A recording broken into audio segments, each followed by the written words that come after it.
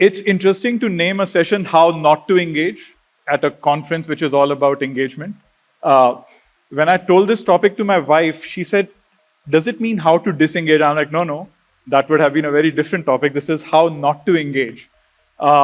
So one request from all of you, take your phones out, go to slido.com and enter that 3-digit number, 274533. This is going to be an interactive session. I need all of you participating. Hopefully the interactive bits actually work. This is also engagement, right? The best way to ask users to engage is to tell them, please engage, right? So this is me requesting everyone in the audience to use their phones, go to Slido, stay on that screen. Don't worry if it shows nothing at this point. That's fine. That is how it was meant to be, right? So you'll go to slido.com, it'll have a text box, enter that 6-digit code, and you'll be in. Okay, we'll move forward. What does the word engagement mean to you? So now, when I click next, a box would appear for all of you on the Slido browser asking this question. What does the word engagement mean to you? And all of you should be able to add your answer. I added some answers, not necessarily the right answers, but let's see. Stickiness, loyalty, frequency, engagement. Engagement means engagement. I love that. Whoever that was is taking everything a little too literally. Conversations, connection, personal connect, the thing before marriage. Very well done. Only in India, by the way, the thing before marriage, not really a global thing, that engagement bit. Active customers, conversions, create profitable relationship, not the one before marriage for sure. Returning users, personalization, to and fro, value sharing. Frequency seems to be the big one. Community, connection, touch point, personalization, clingy, I like that. Engagement equals to clingy, very good. Okay, so we're getting this. So we have 68 responses, 69. Let's go forward, very good. Okay, about 100 odd people in the audience, so not bad. We have decent engagement, right? So because I'm a product manager and I like to put a metric to this, so the way I would say engagement has happened is that number of people in the audience, of them, what percentage of users have engaged with this poll? And we'd have a number that, hey, 70% of the people in the audience or 80% of the people in the audience have engaged with this poll. So that's one form of engagement. Another form of engagement would be how long have we been on this slide and how long have all of you looked at this slide and then engaged with Slido's web app. So amount of time spent on this in a 1-hour session today could be another way to measure the engagement of this slide. If this was a monthly product, right? Like if this was a product that we, instead of speaking for 1 hour, suppose I convince the web engage flow that all of you are going to be stuck in purgatory with me for the next 1 month, and I will just keep speaking and all of you will keep listening to me. We could measure engagement through how many minutes of my active speech in this month you heard, how many times you walked out, walked back in with a cup of coffee, so number of active sessions, right, in a month. So many ways of measuring that word engagement. But we are getting close to the point of, let's leave marriage aside, but frequency of usage, how loyal you are, how sticky you are to a product, to a screen, to an app, to a newspaper. So if you've been reading The Hindu your entire life, you are heavily engaged with The Hindu or the Times of India. If you use WhatsApp every single day, then your daily active user base to your monthly active user base, that ratio, DAU by MAU would be 100% for you specifically, right? If you use WhatsApp every day. So there are products with high engagement, right? Who measure things like DAU by MAU, DAU by MAU, and their engagement is high if that number is, say, 70, 80%. But that's true for social products. Not all products are measured that way. Anybody plays console games here? Okay, I see. Can't be just one person in this entire audience who's ever played console games. Okay, I see a few hands. So imagine you buy like a AAA console game, right? Like a God of War. And you play it on your PS, whatever the next version is going to be. You buy this, it has about 70 hours of gameplay time. You plug it in on a Friday, play it for about 8-10 hours on Friday, and then Saturday you sort of forget that you have a wife and a kid, you play it all day on Saturday, then you play it all day on Sunday. At some point on Monday early morning, you realize you've finished 70 hours of gameplay, right, in about 3.5 days. And that's it, it's done. You stop playing. Monday, hopefully you go to work, right? Now, what can we say about the engagement of this product? It's high, right? It's a very highly engaging product. But what about its engagement in the second week? In a period of about, say, 96 hours, Friday, Saturday, Sunday, Monday, you engaged with this product for 70 hours. Insane, right? That's like you pretty much spent all your waking hours playing this game. But when week 2 came around, you forgot about it. Week 3 came around, you forgot about it. Maybe a month or two later, you feel like, okay, I played it in easy mode, let me try and play it in hard mode. And you'll go back to that, and another weekend would go into this. And at some point, in God of War, there is a God mode. So you will play the game in God mode a few months later. Now you will completely forget about it for the next 3 years, in which time the studio is making the next version of the game, right? So if you think about engagement and terms like retention, right? In a short period of time, you engaged with this game heavily, but over a longish period of time, you didn't engage with this game that much. So if I said, what was your DAU by MAU, right? It'll be less. What was your DAU by quarterly active user base? How much time did you spend in a year on this game? And you'll be like, that's really small. Compared to, say, Candy Crush or WhatsApp, that number is really, really small. But if I measure your year-over-year interaction with this, how many years have you engaged with the God of War franchise? And you'd be like, man, pretty much in the last 10 years, I've played all the 4 God of War games and I played the PSP game. So now your engagement with the franchise is very high. So think about your engagement with the Marvel Cinematic Universe. A movie comes around every few months. There have been, 25 of them. So your engagement with the MCU is pretty high, right? But in a day, you can only watch, say, 1 Marvel movie. So your engagement would be 2 hours out of 24 hours. So there are different ways of measuring engagement, and which is why it trips up a lot of people. Because when we think about things which are very highly engaging in the short term, it doesn't necessarily translate to them being engaging in the long term. You can have a really good first date, but it doesn't lead to marriage always, right? So for those of you who gave wedding-based examples, so engagement can be different, right? So let's move forward. I'm going to give you all a scenario. Read it. We've launched a music streaming app. We have a solid team. We launched it on iOS and Android. And since IPL is going on, we've done a big, massive ad campaign. So the install numbers that we are getting on a daily basis are huge. Now, I'm going to use some jargon. D1 install retention is if 100 people install the app today, how many of them come back to the product, come back to the app the next day? So D0 is the day of installation. D1 is the next day. So 100 people install the app, how many come? So if 80 people come back tomorrow, my D1 install retention would be 80%.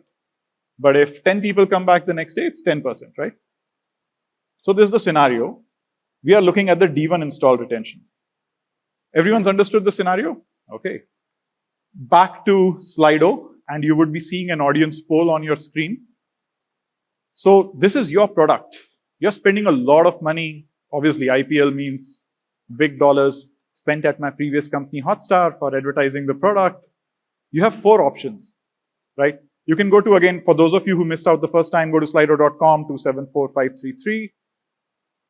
You should be able to see these 4 options. Think through, you're only allowed to answer once. So read through all the 4 options and see what you would do.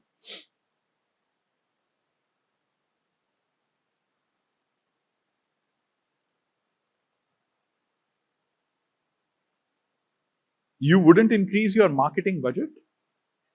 What's going on? You should add a loyalty reward feature. You should build a notification strategy. Obviously, you should build a notification strategy. We have smart people in the room. We should look at how our users are using the product. Who looks at usage? What is this newfangled thing about looking at what people do in products?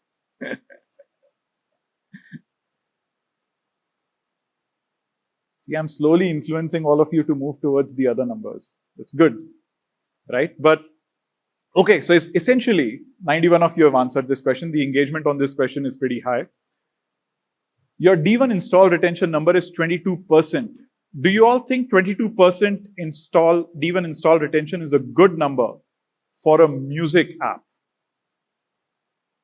So essentially in IPL, you spent millions of dollars acquiring users. Suppose you are getting 1 million installs a day. Hypothetical number. You're getting 1 million installs a day.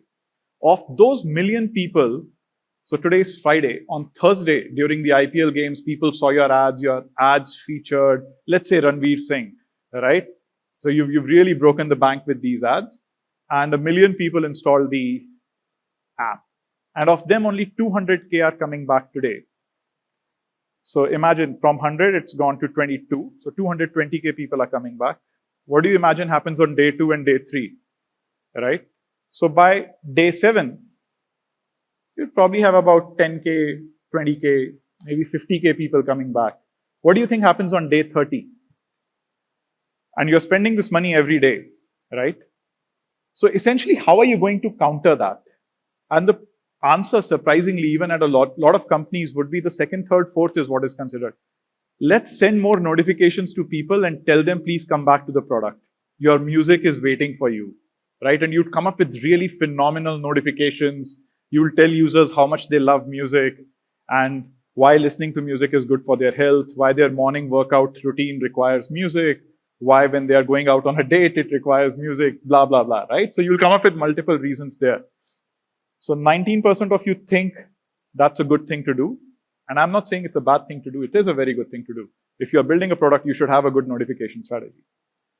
You should build a loyalty reward system, right? So come back 3 days in a row and we will give you 50 rupees. Or we will unlock a lot of new music for you. The latest movie release, whichever movie release is happening, all that music will be available to you. Great feature to build. You know, loyalty reward systems are pretty much used by all real world products and digital products, right? Buy 7 cups of coffee, get the 8th cup of coffee free, pretty standard.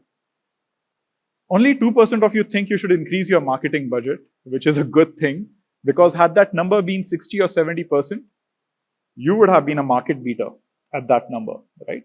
D1 install retention on most social products. On the best games that I built, we did 65%. And that was insane, right? That 2/3 of your users come back the next day, right? So it's good that you're not increasing your marketing budget. Hopefully, actually, there should have been a 5th option saying, can we just stop marketing and stop our ad spend because we've built a leaky bucket, right? Because clearly users are not retaining. But the first thing is the most important one. Are we going back and looking at our data and seeing how are our users using this product? Did they actually listen to music? How easy was it for them to play the first song? How many of them listened to 2 songs, 3 songs, 4 songs? How much time did they spend in the music app, right? All these are critical, important questions. Let's look at another scenario. Now, imagine you're running a SaaS, subscription-based SaaS product, right? You have 2 packages. You have a monthly subscription pack and you have an annual subscription pack. You're already doing an ARR of about $10 million. That's fantastic. Some people in your team, you know, all those naysayers who are always there in the team, right? They are worried about churn. What do? So if you go back to Slido, a new question would have appeared for you. Read through the 4 options, think through which option you should sort of target this towards.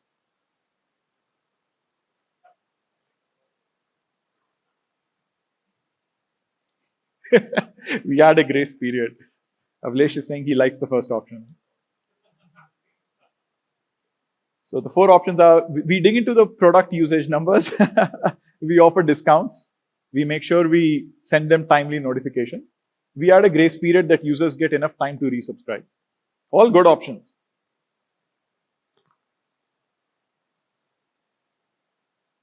A friend once said that I'll take everyone's phone numbers and start calling up my customers saying, "Bhai, kya hua? Subscribe kyun nahi kiya?" Right? When you only have 5 customers, that's a real possibility, by the way. Right? But if you had 5 customers and an ARR of $10 million, then you're in a very, very interesting business. I want to be in your business. Right? Okay, again, 97 answers, good. I think all of you learned your lessons pretty fast. I love the grace period, folks, right? Again, all of these, by the way, are not bad options, right? So you would have judged the pattern in what I'm saying, right? But these 3 things, should you make sure that you send them a timely notification? Of course you should, right? Like it's an annual subscription. People forget that they've subscribed to something. You should tell them, oh, April 29th, you should have a strategy which is D minus 7 days. Right, so a week before that or a month before that, you tell them this is the last month of your subscription. 7 days before that, you send them another notification. A day before, you send them another notification. Now you add a grace period of 1 more week. Say, we'll keep your subscription alive, but come back in this week and, resubscribe.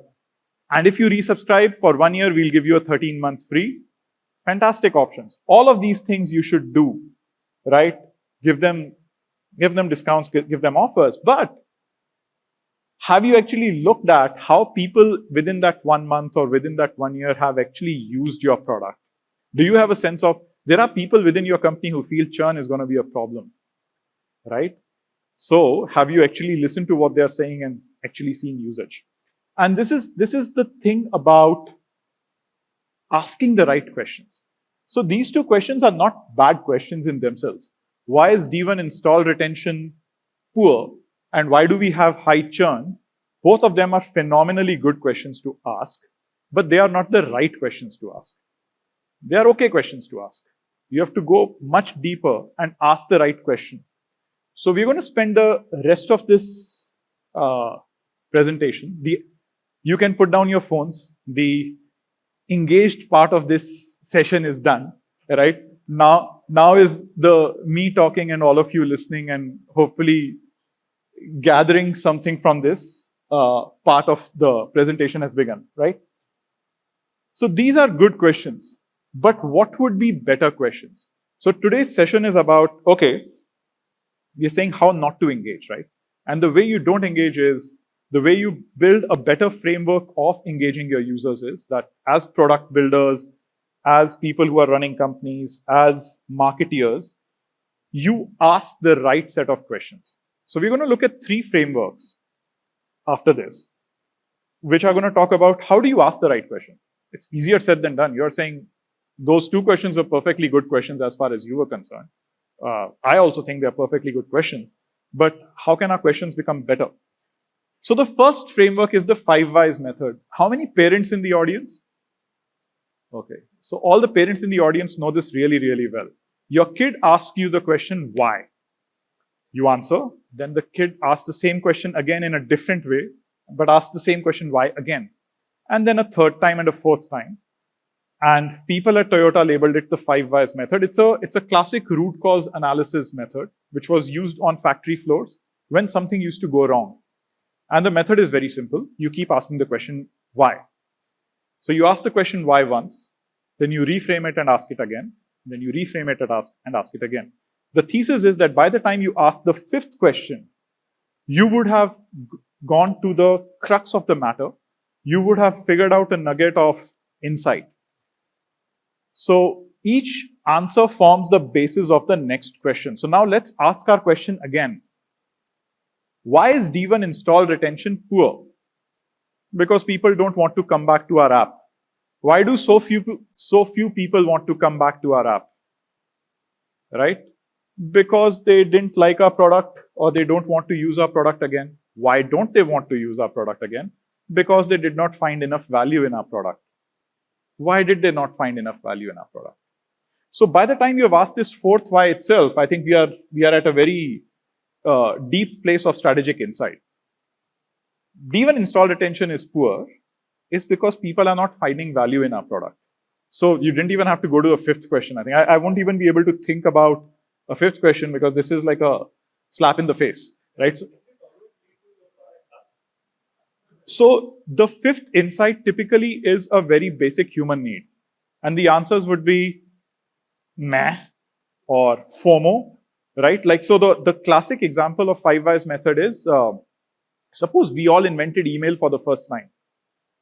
And we pitched email as a tool to be used by companies so that people can interact with each other, employees can interact with each other, right? And which is how email actually started. So let's think of a hypothetical employee at this company called Emily. Why would Emily use email? Because she wants to stay in touch with her colleagues. Why does she want to stay in touch with her colleagues? Because she wants to know what's happening at work. Why does she want to know what's happening at work? Because if she doesn't have the relevant information, she will feel left out. Why would she feel left out? Because, well, fear of missing out. So by the time you get to the fifth thing, it actually comes to a very human core of like, people don't find value. People fear missing out on things. People hate being left out, right? You can use this 5 whys method to pretty much any product that you use and ask the question, why do I use this product? Or why do people use this product? And you can pretty much come to this, and you're right, it actually comes to a very core, fundamental human thing. But the fourth one is usually more revealing. The fifth one is very fundamental, right?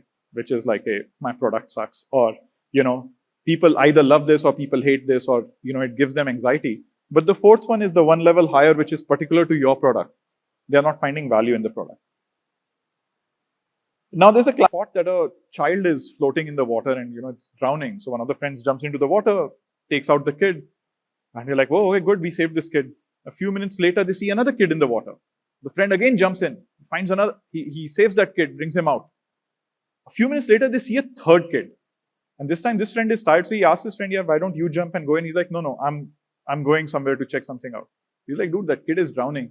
He's like, "Yeah, but somebody's clearly throwing kids in water. Right? Let's go figure out what's happening upstream." Right? So this is upstream thinking essentially. So rivers, they go from upstream to downstream. And usually problems originate upstream, but our thinking and the way we sort of have grown up is all downstream. So now we come to our second question, right? The B2B SaaS subscription-based product and churn is an issue. The downstream thinking is, how do you resolve? Timely notifications will make sense. Sure, grace period makes sense. Discounts and offers make sense. This is all downstream thinking. We have a problem. As of now, a month before annual subscription is expiring, I can see that I'm going to have a lot of churn. So these are the things I should do to make sure churn doesn't happen. What is upstream thinking? Upstream thinking is, what is causing this churn? So I'm not saying that don't do the downstream stuff. Downstream stuff usually is the reactive stuff that you do. That's your short-term roadmap, typically. People love downstream thinking because it's usually of the nature of low-hanging fruit. It's right in front of you. It's very obvious. It makes life easier. It's very easy to explain this to your engineers and to your designers. So you do this, right? Upstream thinking is difficult. Upstream thinking requires you to leave a child drowning, which I'm not saying you should ever do that, but it does require you to go and find root cause of like, who's throwing these kids in water, right? So there you will go look for poor product usage, not relevant enough for our users, right? So you'll go find more fundamental things. The third one, the third sort of framework, right, is inversion. Inversion is my favorite framework, right? I think I use it probably multiple times a day. So what inversion is saying is that you reverse the way you think. So instead of, suppose a company says, how can we be the most innovative company in the world? You ask the reverse of that. How can we be the least innovative company in the world? Find out all the reasons and say, now let's avoid all these things, right? So inversion essentially says, consider the opposite of what you want. Most people think forward, very few people think backwards. One needs to do both. So steps are, define the problem. What do we want to happen? Now, invert the problem and imagine the opposite of it. And then avoid all of this at all costs. That is it. It's a very simple framework, right? So my favorite example, what is the best possible job for me in the world? It's a very difficult question to answer. However, the opposite of it, what is the worst possible job for me in the world, is a very easy question to answer. It's about terrible bosses. It's about bad work-life balance. It's about your skills not being used. It's about not having enough autonomy. Your checklist is ready. When you join a new job, you should be checking this off. Would this happen? Would this happen? Can this happen? So avoid at all costs. Right? Let's look at a few examples from daily life. Health. How can I lose weight? Opposite. What can I do to put on more weight? Avoid. Very simple technique, by the way. Works really, really well. Wealth. Charlie Munger lives by this. How can I become rich? Nope, nope. How can I lose all my money? Let me avoid all of these things. So if you follow sort of any of Charlie Munger's advice, a lot of wealth managers actually talk about this. Avoid all ways of losing money and you will in general, over time, make more money. Managing people. How can I be a great people manager? Revert it. How can I be the worst possible people manager? Let me avoid all those things. My personal favorite, which I use every day. How can I be a good husband? Reverse it. How can I be the worst possible husband in the world? Let me avoid all those things. Right? Inversion works really, really well. Right? So examples from product building. If you were running an e-commerce company, right, any kind of checkout flow, this is a typical problem a lot of people would solve, right? How can I build the fastest checkout flow for our users? How can we make sure that we put in every possible way to avoid the user from actually checking out? This is actually true. This is what happens in most checkout flows, right? There are hundreds of ways in which users are not able to check out. They want to check out. They want to buy something. You're not letting them buy. Remove all those things. Remove all the hurdles. This is how, like back in the day, there's a classic example in UX where, the guest checkout flow that Amazon built, it's like, I call it the $1 billion button, which was earlier you had to log in first, then select an item, then check out. And Amazon said, why do people need to log in to search for things? Let them search, let them add things to the cart.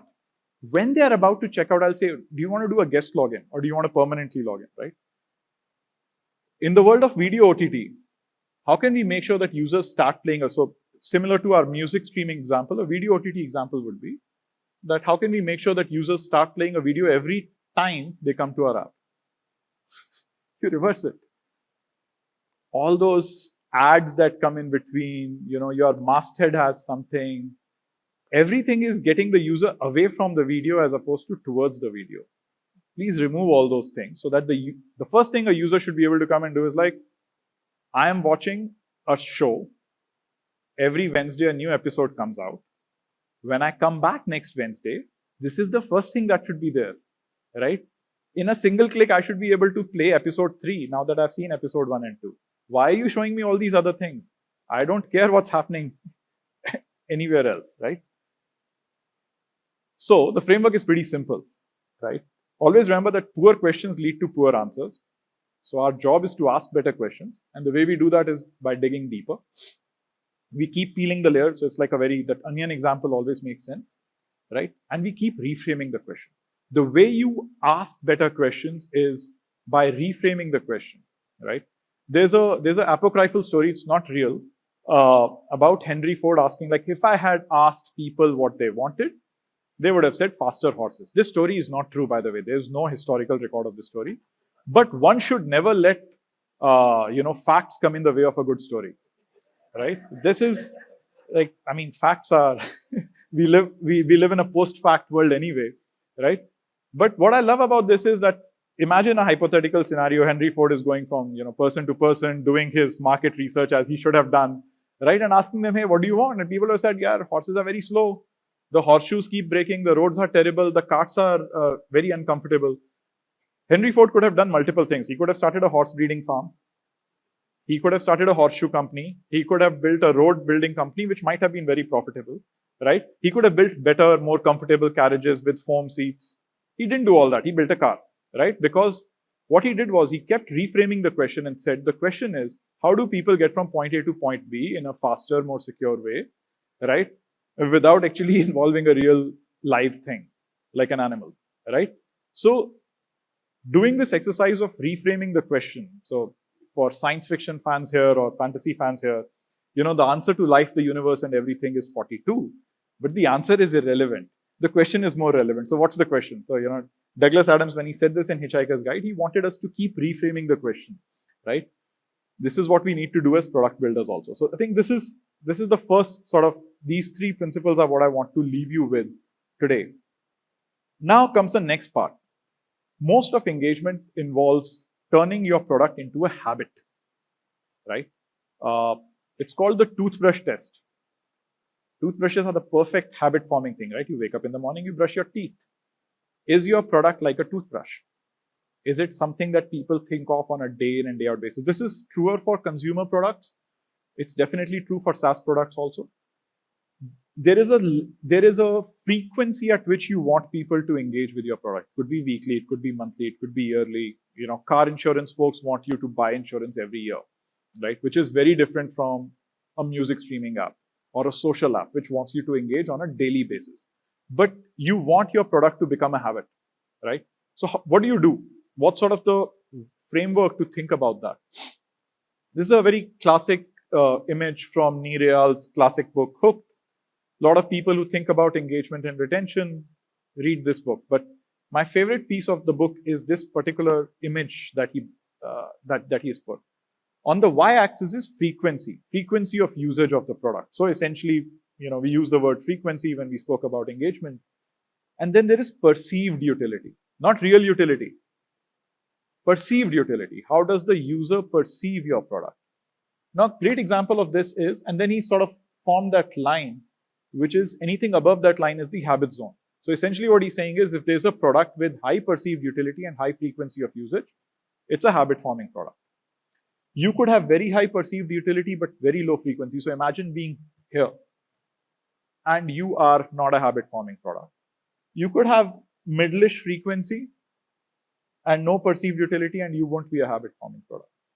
Now, example of this is that we use Google search so much that the frequency of usage of like just searching on Google is very, very high to the point where we call the term searching Googling, right? Shopping on Amazon started out with very high perceived utility. So many SKUs available, you have so much content available, right? So many things that you can buy, it's easier. So it's a very high perceived utility, but over time it's become high frequency also. Now all shopping happens there, right? The question is, where do you start? You obviously can't land bang in the middle of this. It's very difficult. What do you start with? Do you start by building a product with, I have a pointer. Although it doesn't, it's up there, it's not here, surprising. Okay, should I start with high perceived utility or should I start by building a product which has high frequency? And this is a very tricky one because you obviously want a product with high, sort of which is a habit, which becomes a habit. But it's very difficult to sort of strike the right balance between these two. It is insane actually to start off from frequency and then go towards perceived utility. It's happened very few times in the world of products. There are very few global products which started with incredibly high frequency of usage and then eventually people started feeling like, no, this is actually useful. Most products actually start with perceived utility, which is people find them useful and the frequency of usage goes up. So when you build a new product, habit depends on both things. But the mistake that a lot of people make is that they try and force fit for frequency of usage. So, you build a notification strategy, you build a retargeting strategy, you build a loyalty rewards program. You're trying everything to force fit frequency of usage, right? But what you should be doing is building for high utility. Because if you can get utility right, you're in a very strong place. And then from there, you can say, now we'll build another pillar of utility. And then we'll build another pillar of utility. And hopefully one of those things becomes a high frequency usage thing. It's a far easier said than done because building for just one thing which has high perceived utility is already difficult. Building for multiple is far more difficult, and which is why the bundled offerings of the Amazon Primes of the world exist. That's why they're trying to get you to do multiple things. Okay, you don't want to shop, listen to music. You don't want to listen to music, watch video, right? Which is why the bundled offering exists. High frequency products. Now, if you're rare, you're really lucky, and you get capture lightning in a bottle, and you have a product which has very high frequency of usage. So people just are flocking back to the product. They don't really care about the product much, but they are coming back to the product because you hit the zeitgeist or whatever, right? Then you have to focus on perceived utility. Facebook is actually one of these products. When Facebook started, it was just the frequency of usage was incredibly high, but nobody really knew why it mattered. But then over the years, all your images are there, your entire social network is there, all your friends are there. As you start hitting 40, you realize that there's no way to really quit Facebook, because where else will you get in touch with all your friends, right? It's the perceived utility over time finally hits you that, oh man, all my pictures are on Facebook. Right? So if I have to look up something which happened 15 years back, I have to go to Facebook, and there's no other place, right? And that's it for today. Now we'll go to the next slide, which again, you can all now open up Slido again and add your questions. So you can go to the Q&A part of it, right? And I have no idea who's added. Somebody's trying to do some growth hacking here. Huh? Very interesting growth hacking. From there, we can actually tick mark the question and remove it if we want to. Change the IPL team. I can't change it. No. You don't have to go here. Within there itself, you can tick mark.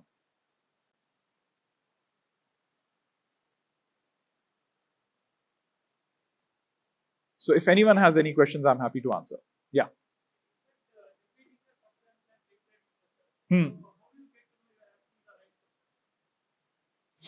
When things start working.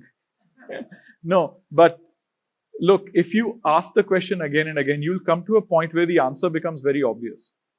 See, the whole point of reframing your questions is, for all of you, remember, in school, why did Ram break the bat? Right? Was a question, so some comprehension question. And you didn't know the answer, so you started off with, Ram broke the bat because, so at least you've written half the answer already, right? This is exactly it. So the reason to ask the right question is because half the answer is right there. Now you just have to fill in the blank, right? This was a trick for anyone who studied any of the other languages, right? Like if you studied Hindi or Sanskrit or whatever, this was the trick. Take the question, put a big chunk of the question in the answer, and then finish the answer. But even in the world of product building, that's true. So if you ask the right question, so you reframe the question till it becomes very obvious that, hey, part of my answer is already here, right? Which is users are not finding value. Users are not finding value in my product because I have built a terrible product. So let me build a better product, right? So the way you identify, whether you have asked the right question is that the answers start becoming a lot more obvious. Don't be in a hurry to give answers. I think the trap that we fall into is a very typical tendency, right? You're given a question paper. You start answering. How many people actually read through all the questions and said, okay, which is the first question I should answer? The really smart kids did that. They'd pick the 4 or 5 questions they knew they could easily answer and then answer the rest. Yeah.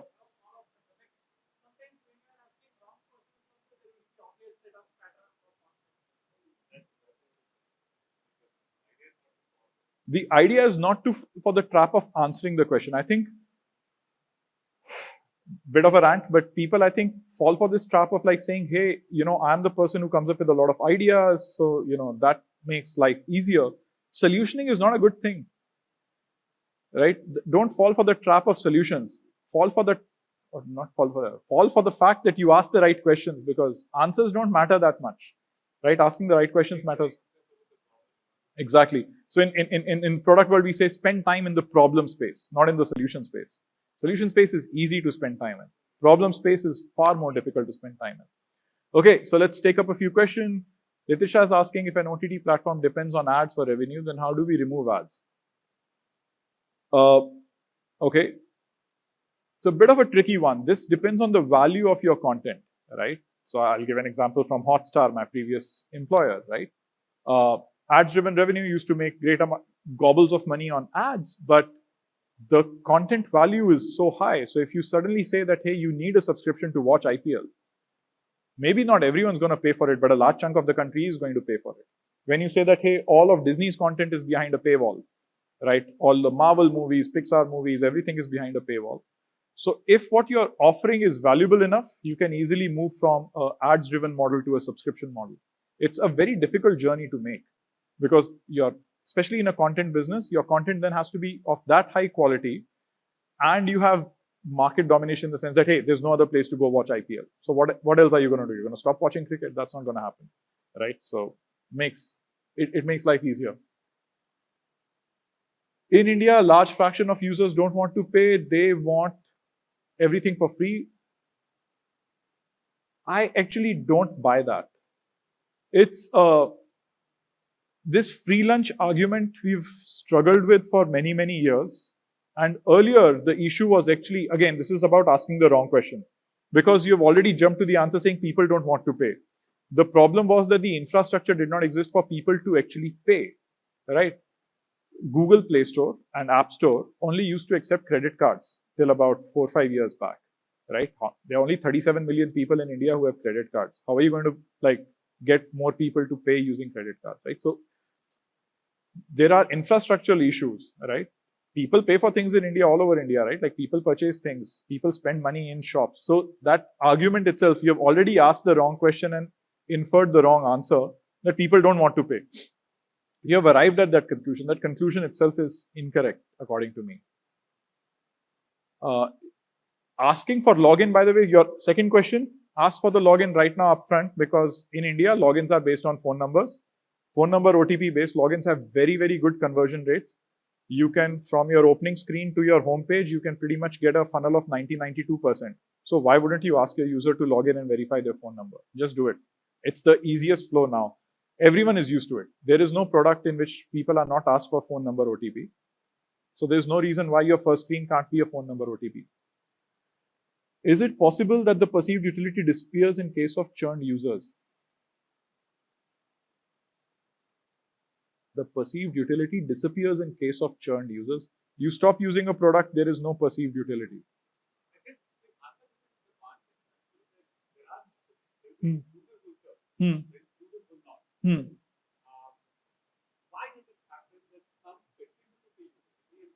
Some don't. Correct. So continued utility. So there is perceived utility at a moment, right? There's a very famous app called Waze, which started in the US, and when Waze's original reason to be was, it was a mapping app. Google eventually purchased it. But when it started, it was meant for people who liked driving on highways in the US and who wanted to avoid speed guns. So, correct.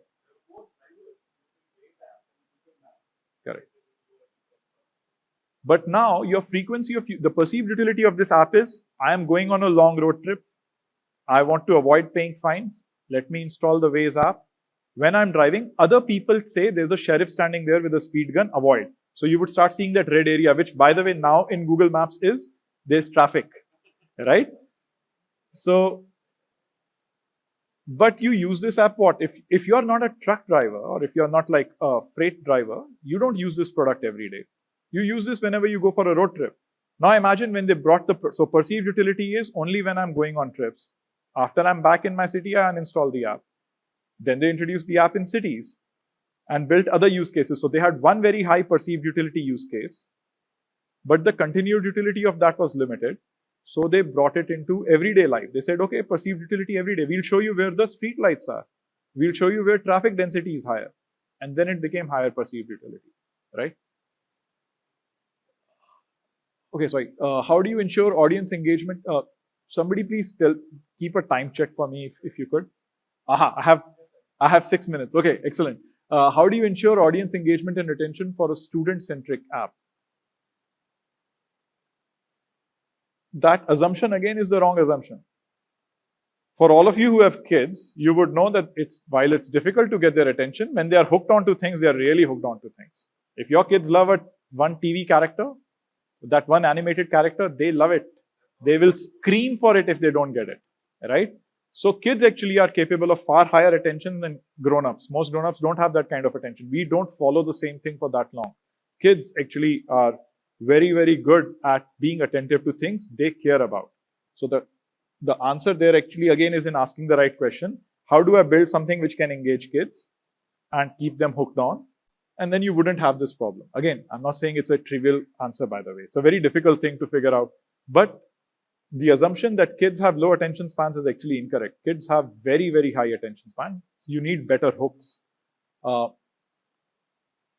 How do you decide the ideal frequency? You don't decide the ideal frequency of your product, right? Like, so you hope that there is a particular frequency. So you do your market research and realize most people in India make so many payments in a month. Not all of those payments are digital payments. Some of them are digital payments. Some of them are non-digital payments. So, right, how much television do people watch? Right, now you're saying, okay, I'm building a video OTT platform. And over time, I expect cord cutting to happen, which means people who were watching television sets will now start watching my app or will move to a Fire Stick on their TV and sort of watch it on demand. So when would that usage happen, right? How not to engage users for health application? Yeah, don't. Have you fallen sick lately? Is a terrible notification to send your user, right? आप पिछली बार कब बीमार हुए थे? Like, don't do that. That's the worst possible way to engage. Inversion would work really, really well there.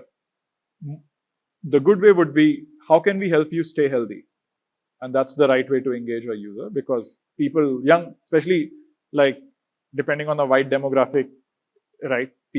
Young people don't fall that sick.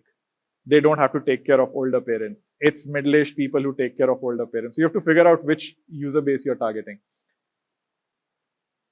So you've built the right product and customers love it, but then you see new players entering market with zero innovation. Big assumption there with zero innovation, right? I would question that assumption. Why would you think other people will enter the market with zero innovation? Even there's big innovation in copying everything you have done and doing it better, right? It never matters who's the first entrant in the market. It always matters who's the last one standing. So that assumption there is pretty wrong.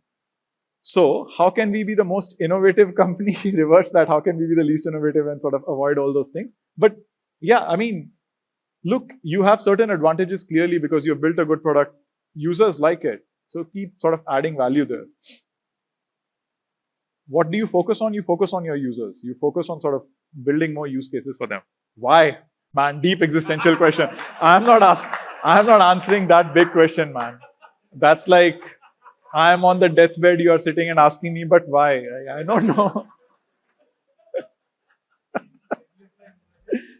Why not? The inversion of that would be why not, and then the Nike logo would come, just do it, and, you know, yeah.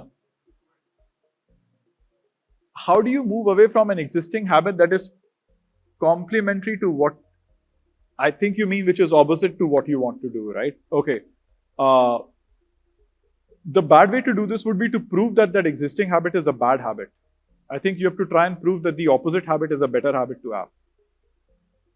So inversion actually would be a good one there. Daily milk delivery app. How to engage users. You don't have to. You're a daily milk delivery app. You already have passed the toothbrush test, right? Which is, you know, people need milk every day. Why do you want to engage them any more than that, right? Like, what is it that you want them to do? So,